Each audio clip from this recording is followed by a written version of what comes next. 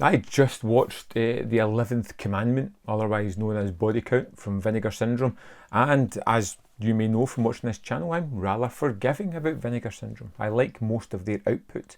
It's low budget, sleazy, schlock, horrorish movies that sometimes have shoddy production standards, sometimes have limited acting ability, but sometimes I garner a lot of enjoyment out of these movies. And even being as forgiving as I am, oh boy, did I struggle with the 11th Commandment. It's funny how you almost know immediately when you put a movie on and you're like, this one's just not for me. It's not giving me anything whatsoever. It's a movie where, for some reason, everybody gets stabbed in the stomach. Nobody gets stabbed anywhere else. It's like they had one retractable blade and they thought, you know what, we'll just stab everybody in the stomach. It'll make things easy and we can kind of get away with just smearing blood over their clothes. And we're kind of introduced to this character who seems to have been usurped from his family. His uncle has killed off the rest of the family members that were in power. They're wealthy. He runs a business. There is still some infighting in there, and this boy has been put into a mental hospital to be declared incapable, and the uncle can steal the company. But that's kind of superfluous to the story.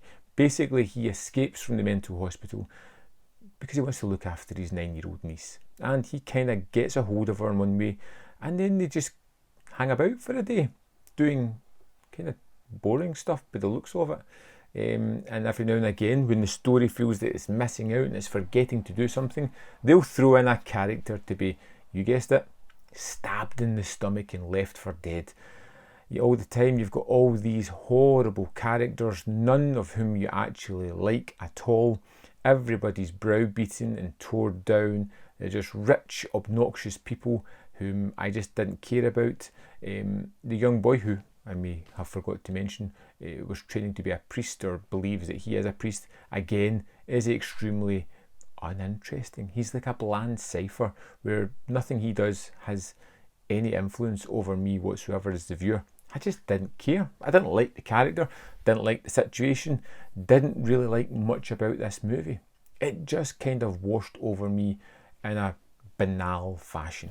It seemed flat, seemed uninteresting. There was long diatribes of nothing happening with the 9-year-old niece and this guy having banal conversations that just added nothing to the story whatsoever.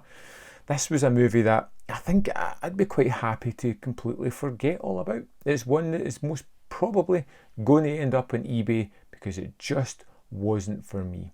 There is no way I'm ever going to go back and revisit the 11th Commandment. It's just one of those movies that just didn't tick any box. And I'm quite forgiving, as I said. Usually if I can find something redeeming in a movie, I'm very happy.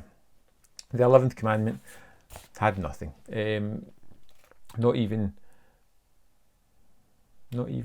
a good character, not even a good kill or anything like that. And the cover art's just the same under there as well. So there we have it, the 11th Commandment, a bit of a letdown, something I wasn't overly happy with, and if you have been unlucky enough to see it, I'd love to know your opinion of the movie. Let me know in the comment box below, and I'll see you next time on Man v Film.